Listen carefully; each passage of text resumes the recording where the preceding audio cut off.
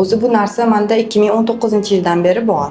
Bitta sababi nima bo'lgan o'zi? Sababi noaniq. Bitta joyimga toshib turardi har doim. Unaqa ko'p bo'lib ketmasdi. Oxirgi vaqtda shu hatto shamollaganimdan keyin butun badanimga toshib ketdi.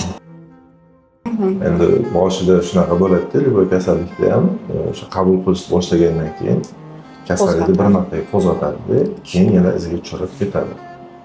Sizda bu kasallik qanaqa ma'qulliklarga olib kelgan o'sha hayotingiz davomida? Qanday o'zgarishlar yaxshimi? Juda yaxshi o'zgarishlar. Tabletka kapsulasini ichyapman. Hozir ham ichyapman, davom etyapmiz. Ancha yo'qolgan, qichishlar bor edi rosa. Qo'limga rosa shamollaganimdan keyin chiqib ketuvdi. Har doim antigistamin dori qabul qilishga majbur qilgandi. Endi antigistamin bunga ta'sir qilmaydi. Vaqtinchalik. Siz ham misol uchun gormonal mazlar ishlatgansiz. Ishlatganmiz. Endi vaqtinchalik. O'sha boshida bir oyga ta'sir qilgan bo'lsa, keyinchalik keyin yana chiqib ketadi. Har kun ishlashga to'g'ri kelib qo'yadi. Lekin qolganligi tavsiya qila olasizmi? Albatta tavsiya qilaman. Ichib ko'rsin. Yaxshi niyat bilan boshlasa, shifo bo'ldi deb ichsa, albatta ta'sir qiladi.